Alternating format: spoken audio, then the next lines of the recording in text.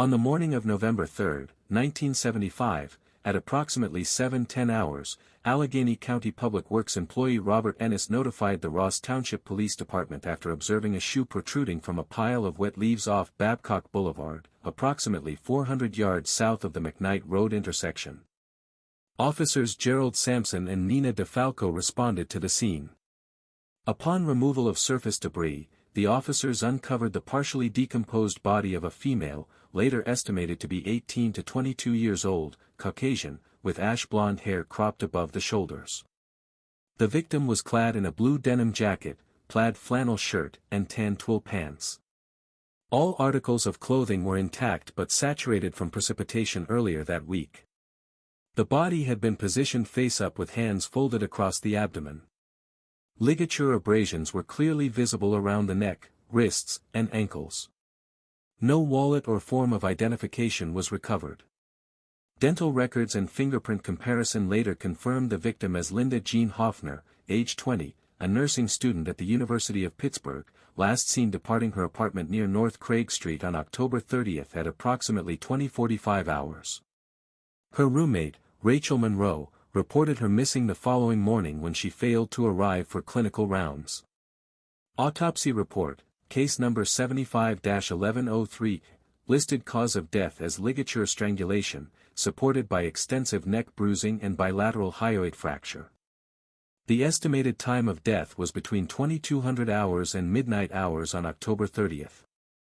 Toxicology showed a trace amount of ethanol, 0.01%, but no other substances. Defensive wounds, including a broken thumbnail and bruising on the upper arms, indicated a struggle. Fibers recovered from the wrists were consistent with synthetic cord, commonly found in outdoor gear and utility applications. The case initially attracted limited press coverage, classified as an isolated incident.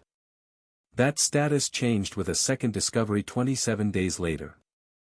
On November 30, 1975, at approximately 8:12 hours, a jogger discovered the body of a second female in the wooded section of Riverview Park, located within the Perry North neighborhood of Pittsburgh. Weather at the time was overcast, 43 degrees Fahrenheit. The body was found concealed under a thin canvas tarp, partially covered with soil and forest detritus. The victim, later identified as Carol Ann Mays, age 19, a community college student residing in Dormont, was reported missing on November 26 after failing to return from a visit to the downtown library. Clothing at the scene included a corduroy jacket, white knit blouse, and faded jeans. As with the previous case, ligature marks were observed at the neck, wrists, and ankles. Post-mortem lividity confirmed the body had been relocated post-death. Autopsy, case number 75-1130-B, confirmed strangulation as the cause of death. No signs of sexual assault were found. Notably, fibers recovered from the wrist ligatures matched those found on Linda Hoffner's body in both material and dye composition. Detectives assigned to the newly formed task group labeled North Hills Detail began coordinating forensic findings. A pattern was observed: victims were young, female, Caucasian, and independent in lifestyle.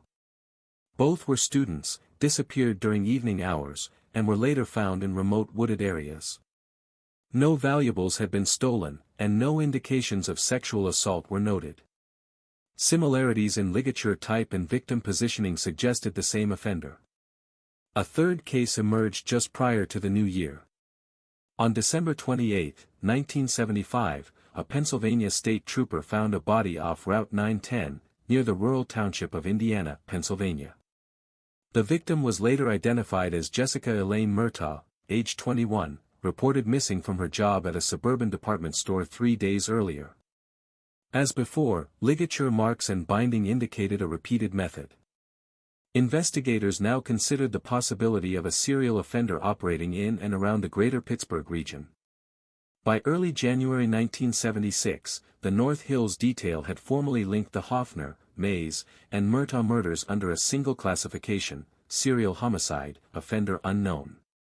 At a January 5 briefing, Allegheny County District Attorney Harold V. Renner authorized inter-county cooperation with Indiana and Westmoreland counties, given the discovery radius extending beyond a single jurisdiction. On January 11, 1976, at 6:34 hours, road salt truck driver Victor Stanek alerted state police after seeing a woman's boot wedged near a culvert off State Route 286, approximately 6 miles west of Salzburg. The responding officer, Trooper Alan Reber, located a female body concealed under heavy brush. The remains were consistent with prior victims, ligature abrasions on wrists, neck, and ankles, no overt signs of sexual assault, no identification. Later confirmed via fingerprints as Melinda Gale Robbins, age 22, reported missing from Monroeville on January 7. Robbins had last been seen exiting a night shift at a 24-hour pharmacy. Autopsy report, case number 76-0111-D, placed time of death within 8 to 10 hours of her disappearance. Cause, ligature strangulation with neck trauma severe enough to fracture the thyroid cartilage. Duct tape residue was identified on both cheeks and the lower jaw, suggesting premortem restraint. Robbins' defensive injuries included scratch marks and contusions on the back of her left hand and knuckles. Fibers consistent with previously recovered samples were embedded in the tape adhesive. A behavioral profile issued by the newly involved Behavioral Science Unit at Quantico concluded the offender was likely male, white, age 30 to 45, with geographic familiarity across western Pennsylvania. The precision of bindings and concealment indicated planning and a ritualistic element, but absence of sexual activity suggested a control-oriented motive rather than sadism. Public concern increased markedly following Robbins' murder. Media coverage intensified, with local papers branding the perpetrator, the North Hills Strangler. Authorities declined to endorse the term officially, fearing it would encourage further acts or complicate witness cooperation. However, task force documents from January 15 onward began using NHS as shorthand internally. The case reached a new turning point on February 2, 1976, when a 911 call was placed by a gas station attendant in Butler County. The caller, Diane Kravitz, age 18, reported that a man attempted to lure her into his vehicle by claiming her tire was flat and offering assistance. Kravitz noticed the tire was intact and declined. As she walked away, the man pursued her briefly, then fled when a delivery truck entered the lot. Security footage, though grainy, captured a beige sedan, possibly a 1973 Chevrolet Malibu, leaving the scene. Descriptions provided by Kravitz included, white male, 35 to 40, clean-shaven, short brown hair, blue jacket, no visible insignia or badges. Investigators compared this account with prior witness descriptions near victim disappearance sites. Similar vehicle sightings were logged in the Hoffner and Murtaugh cases. A pattern of approach under false pretense, feigning assistance or impersonating authority, was now considered probable. Following the attempted abduction in Butler County, the North Hills detail began compiling descriptions from prior reports involving suspicious vehicle approaches and unsolicited offers of assistance to lone females. Between February 3 and February 10, 1976, investigators identified 4 similar incidents occurring in Allegheny, Butler, and Westmoreland counties, each involving a beige or light-colored American sedan driven by a lone white male. Victims or intended victims uniformly described the driver as clean-cut, polite, and confident, often invoking mechanical issues or authority to initiate conversation. On February 14, 1976, a 5th incident nearly turned fatal. At approximately 19:20 hours, 17-year-old high school student Marcia Denning was approached by a man matching the established profile while walking home from a friend's house in the Etna area. The suspect offered her a ride, claimed to know her older brother, and displayed what appeared to be a security badge. Sensing deception, Denning refused. As she turned to walk away, the man exited his vehicle and grabbed her by the arm. A passing motorist interrupted the assault, prompting the suspect to release Denning and flee. The vehicle was captured partially on a service station security camera 3 blocks away. Based on Denning's description and corroborative witness input, the Allegheny County Sheriff's Office released the first composite sketch of the suspect on February 18, 1976. The drawing depicted a white male, approximately 35 to 40 years of age, medium build, receding brown hair, and no facial hair. He was noted to wear a navy or dark-colored windbreaker and to drive a light beige 1970s Chevrolet or Pontiac sedan. This sketch, distributed across western Pennsylvania and into Ohio and West Virginia, marked a turning point. Over 800 calls were logged in the first 3 days. While many leads proved unsubstantiated, a number of reports identified individuals with similar vehicles and prior impersonation arrests or security employment.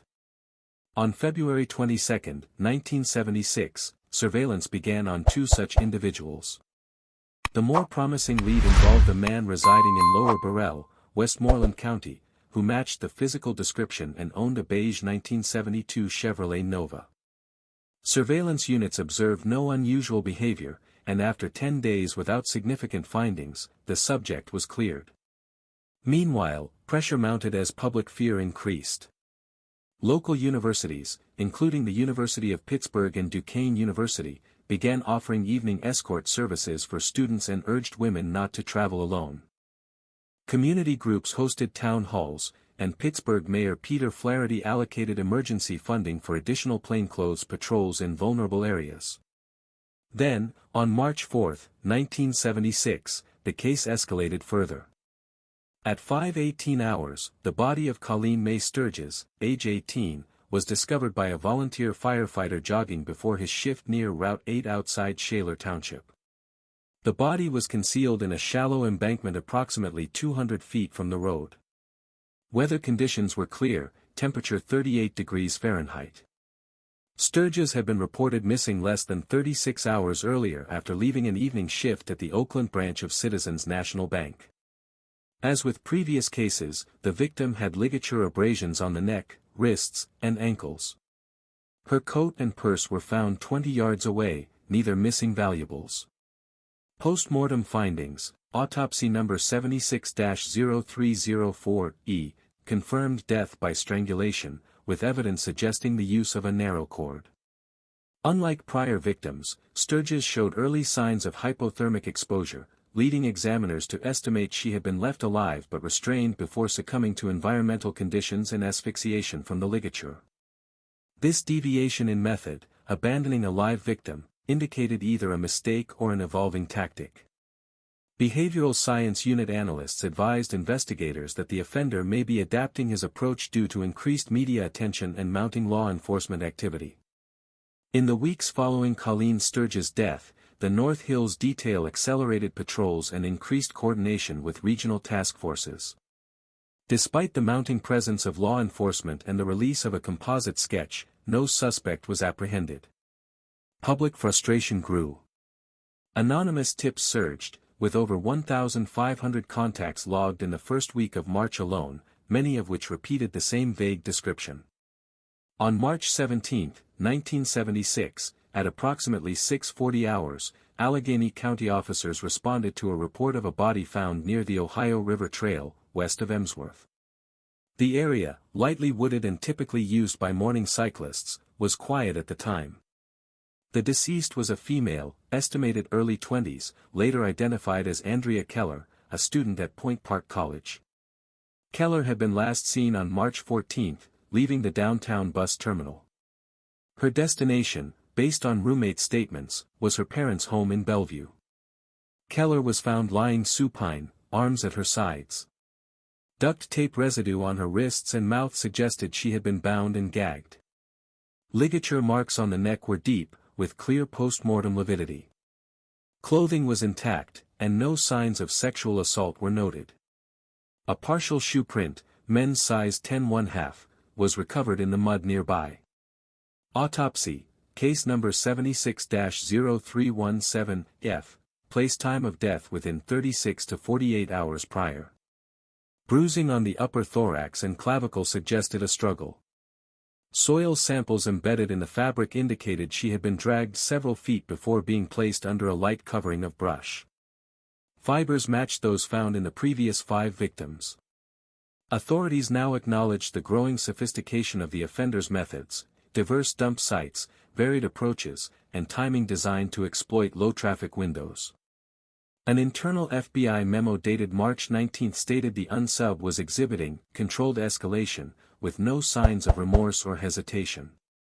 On March 29, 1976, at approximately 9:12 hours, a maintenance worker reported the presence of an abandoned vehicle in a wooded turnout along State Route 356 near Freeport.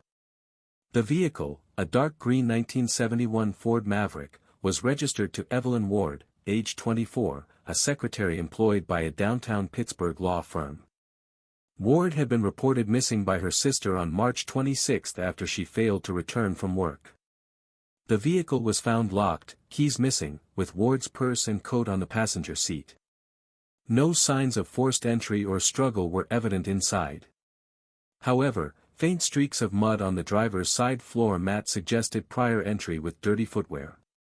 Law enforcement scoured the immediate area and, at 11:43 hours, discovered Ward's body down a steep embankment 70 yards from the turnout. She had been partially concealed beneath a discarded plywood sheet. Ward's death deviated subtly from prior patterns. Although ligature marks were present, her wrists bore no bindings, and there was no evidence of duct tape. Her body position, prone, with arms extended, suggested hasty disposal. Autopsy, case number 76-0329-G, listed cause of death as strangulation, but noted signs of possible blunt force trauma to the occipital region. Time of death was placed at approximately 24 to 36 hours before discovery.